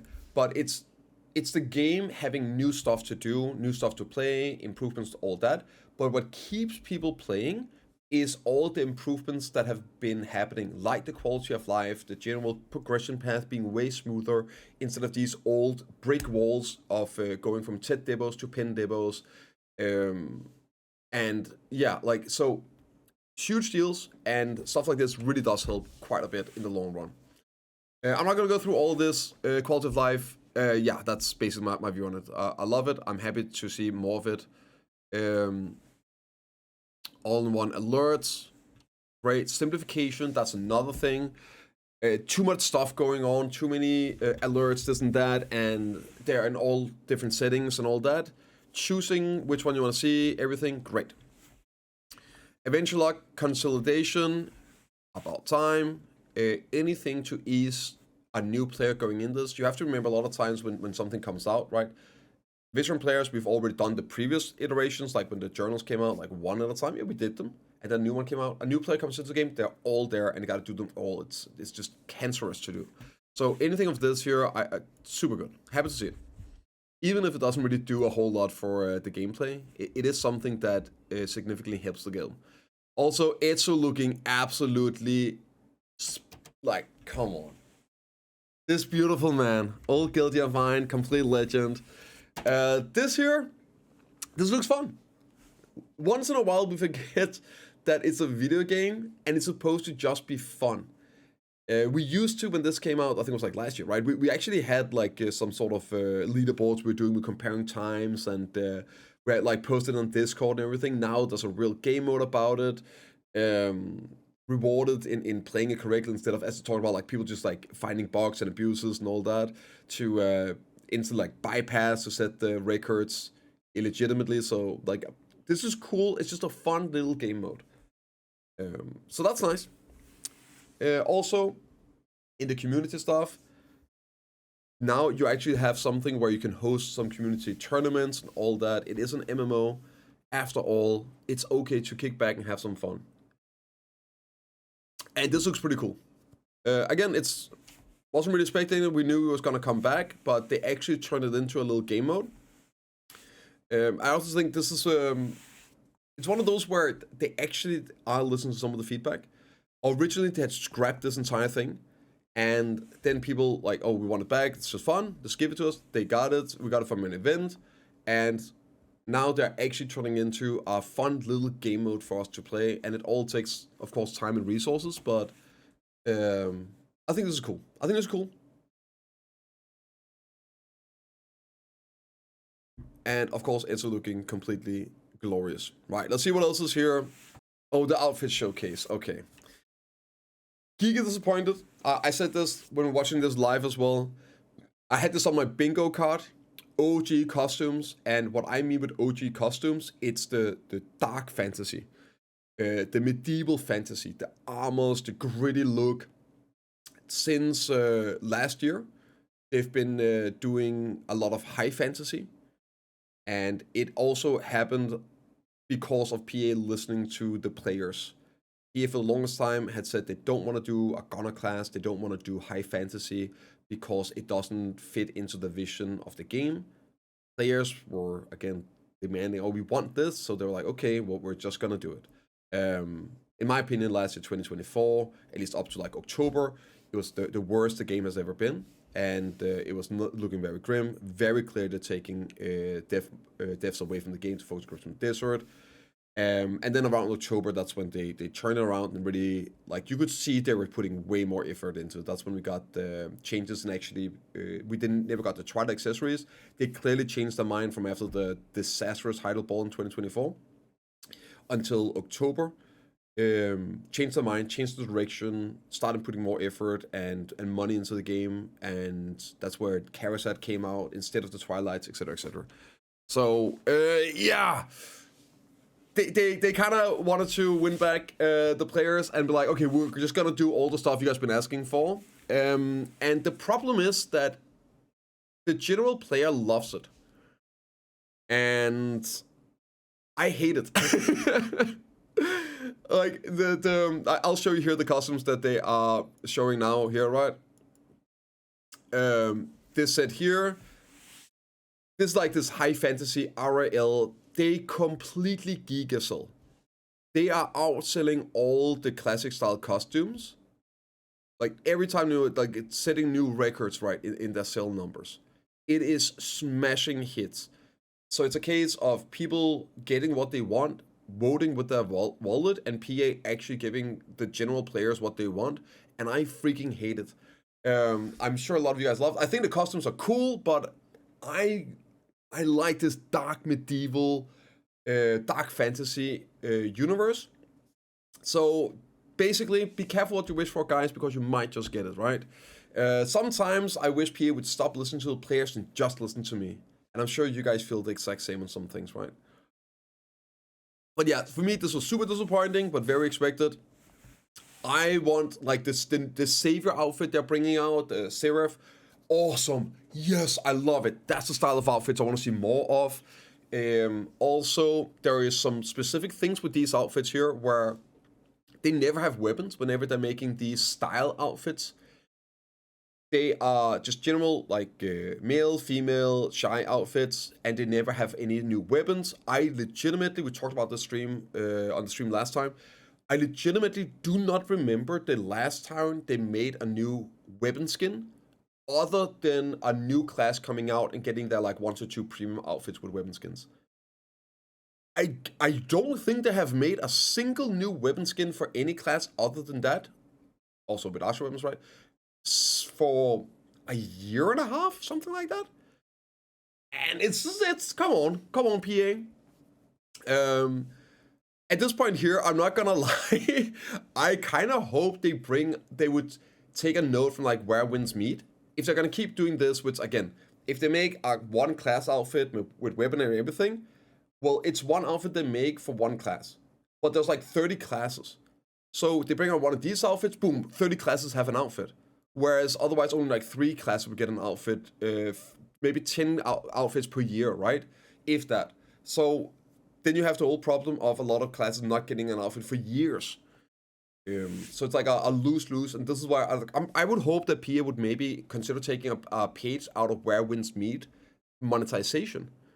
And if you're gonna keep making these outfits, even if you go back to OG medieval cool stuff, right?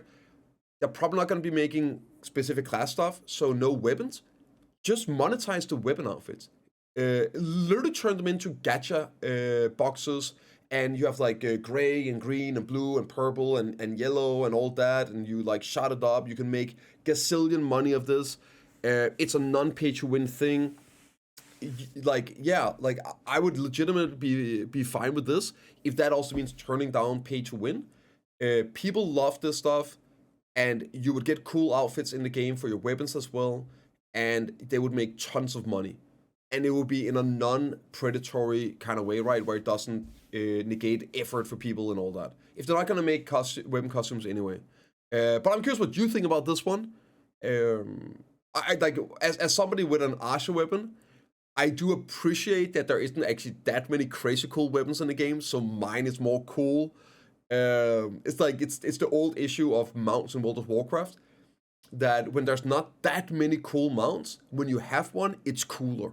But even if you have a super cool rare mount, if every mount is like a flying dragon dinosaur with shooting laser bolts out its poop hole, or like jets or whatever, right? Then your cool rare mount, even if it is cool and rare, it just blends in.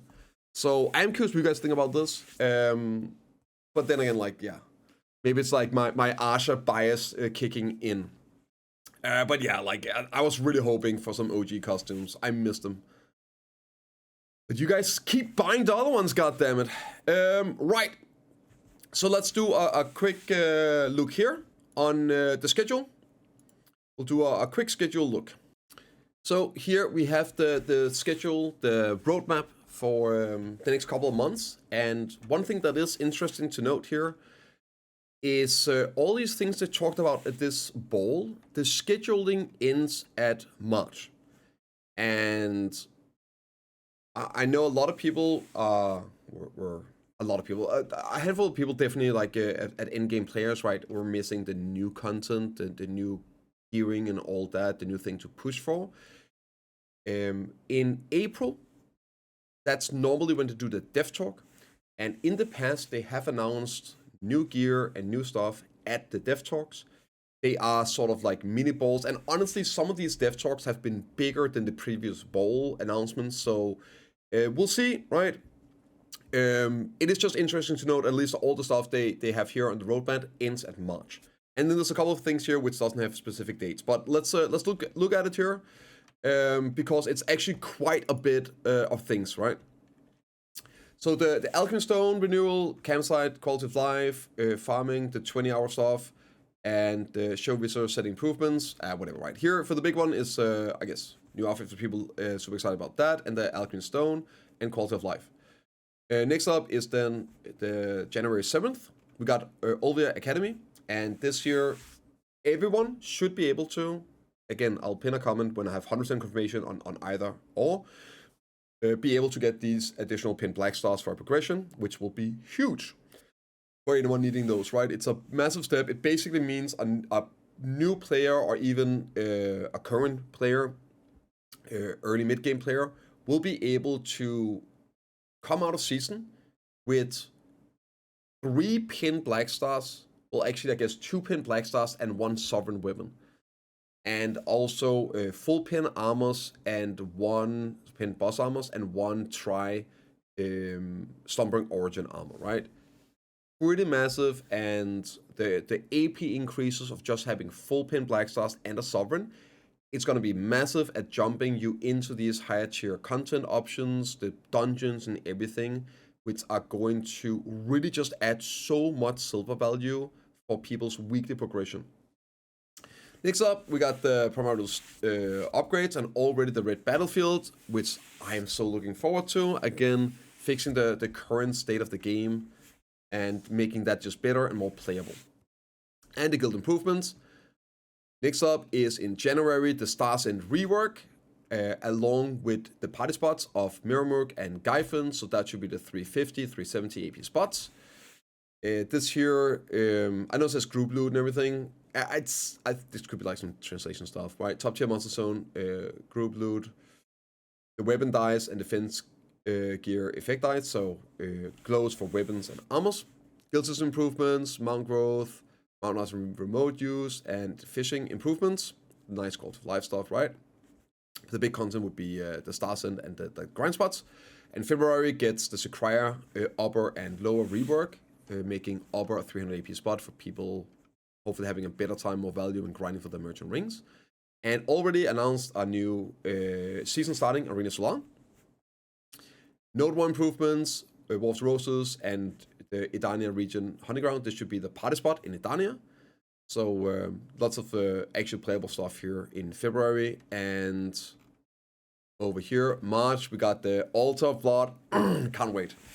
Along with the tagging characters. And yeah, this is like one of those where I'm like, what exactly does it mean, right? So here is the Honeyground added. I guess this is the new spot. And then you have Edania Group Monster Zones. I'm guessing this is the changes to Sycraia Castle, maybe? Where they're grouping the monster zones into like the difficulty levels. Like mid-game, late-game, in-game kind of deal. They talked about that. And like the classification for the in-game spots. But it's just, yeah, it's a bit weird that there's like 2 of those. I'm not sure what this is. Or what it would mean. And then, of course, you have these other heroes, which the quality of life, which the other classicals, mounts, all-in-one content alerts, eventual lock unification, nice. Crocodile improvement, this is the gathering treasure items, bartering goods, setting fish, and discard by trade function. Huh? I don't even know, wait, okay, I guess like there's some stuff here I don't remember them talking about even though I did a review of it. There's no time on these, so these here are just gonna be coming out as we go for the most part.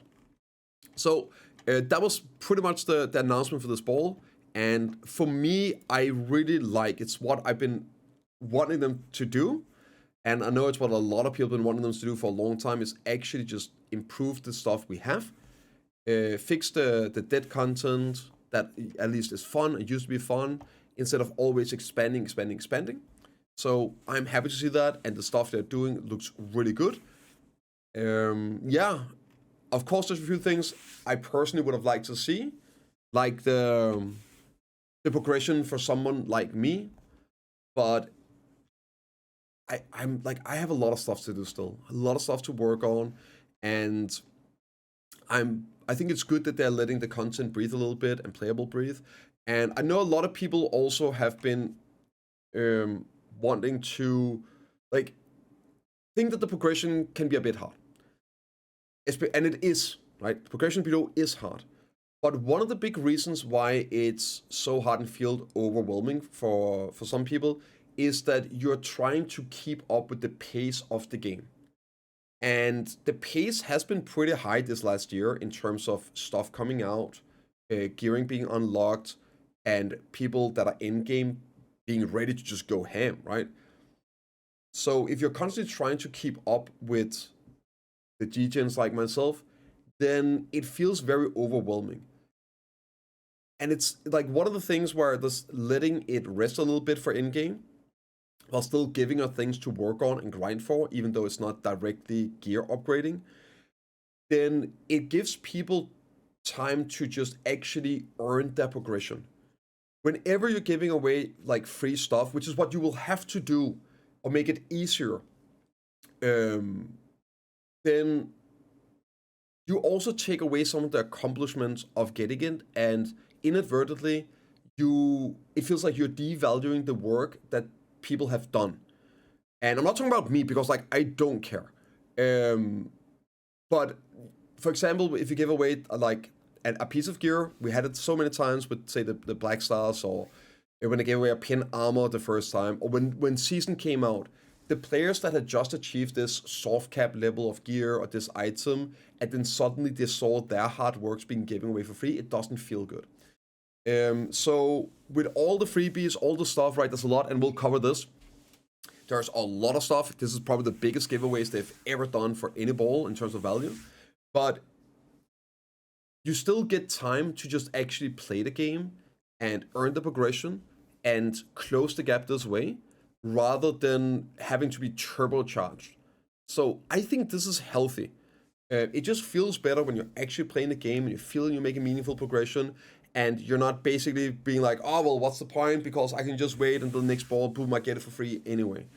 And you would need to, because, well, you otherwise never going to catch up. So now there's at least going to be a couple of months where you can work. We're gonna get more people into this end game. Currently, let's say it's like 790. Let's say that's towards the end game. Into the like Edania ranges, and it was like 20% right now, up from 4%, I think, or 3%. So a couple more months, and you'll see a massive amount of people there, plus the new player experience getting improved, the values getting improved. And when you have more people in, and this is like one of the things for me as an in-game player why I'm happy to see this, despite it negatively affecting my personal progression, right? Whenever something new comes out, it is a new expansion, new whatever, it is a million times more fun if there's more people there. The rush to try out the new things, the rush to test it out, having all these people coming into the new zones, the new areas, having this shared experience. So I'm really looking forward to getting more people into this and having more people I can compete with, I can fight in PvP, and I'll meet in the open world. And then this new endgame comes out, and instead of being the top 5% that gets in and do it, maybe now it's the top 30%, right? And of course, there's going to be more levels to it. So like the new zone, let's say Danet Part 2 comes up, we're still probably only going to be 5% that's going to do the Castle 4 and 5, right? But it's going to be probably 30, 40% that gets to do, let's say 30%, that gets to do the entirety of the zone. And that's pretty big. So that for me is awesome, and I am super happy even as an endgame. I have like these other things to work on. Yeah, but let's look at the other elephant in the room. One of the things I know people have been talking a lot about. It is, of course, the freebies and all the rewards. So here, right, we got these codes, of course, you can find them as well. Link to Black Desert Foundry will be in the description. I love this page, has everything. We got the stuff here, so there's going to be 5 boxes from the codes, where you can choose any of the 3 hammers, 20k crown stones, 400, 350, 300, 20 weapon exchange and J scrolls, and then also another 10k here, plus the daily rewards login, which are also coming, which is another 10k crown stones, plus the stacks and everything, right? So in terms of value, the fail stacks on its own, I can show you here, is around 250 billion silver, I believe. So I'm even going to start at a 100 stack because we have a lot of 100 stacks. But so a 300 stack is around 21 bill, the 350, 73 bill, and the 400 is 120 billion silver. So there, it's all in terms of silver value. If you were to make these stacks, it's like it's around 250 billion silver in stack value. And that is crazy. But even ignoring that, but you shouldn't, right? I don't want to say like silver. Every time you spend a billion on, or 10 billion, 100 billion silver on making a fail stack, that silver you could then spend on crown stones or buying an item like a debo or armor, right? So silver does matter, and the value of these things does matter. Of course, you could always use a lower stack on things, but there's a reason that you have like effective enhancing with higher stacks. So that would also, not only like do you save the silver making the stack, but you also save silver by using an appropriate stack for these expensive enhancements like Nov and Dick. Right, but that's absolutely huge. Then it's 40k crown stones and 5 hammers. That's great and everything. Lots of silver. I think the totality is like, with everything here, I think it's around like 600 billion silver. With everything we're getting. Because I know there's a lot of people that are disappointed about not getting a pin debo or a Tit armor. It's one of the things where PA historically have given away like really big things, like a pin black star when they gave that away for the first time. I think they were like 150 billion silver on a single item. It's huge. Like, let's not forget that they're doing 2 bonus pin black stars for the Olbia Academy, right? But still, people were sort of expecting this, and I wasn't expecting it, but saying like I think it's likely that they would do something like this. I think what PA did, and they also said that's pretty much what they did. They did the 20 hammers on AP instead. And the value, depending on like the numbers you're using on, let's say you're using it on like Nov or deck weapons, accessories, it is around 200 billion silver in value. But this is where I think it's a stroke of genius. And it maybe not feel as cool, also because most people don't get all the hammers at once. Like you maybe get 0 or you get like 3 or whatever, right? But then you'll eventually be able to get all 20. So the total value is there. I think it's brilliant. And also, I guess real quick, people always want everything, right? So I know people are like, yeah, but why didn't we also get, at that point, like it's close to 1 trillion silver. And every time you give stuff, right, it validates others. So I don't think it's a case of, they didn't give the pen dip or whatever. It's, well, there's a certain amount of value they wanted to give away, and they decided this was the route instead, right? It's not like it's both.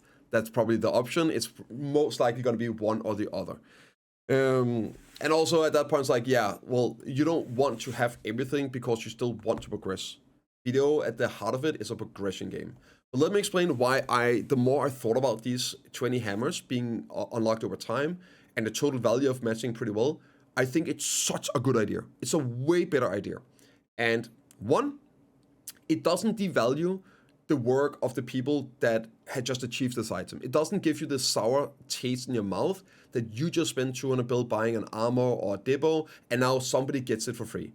It's such a demotivating feeling when that happens.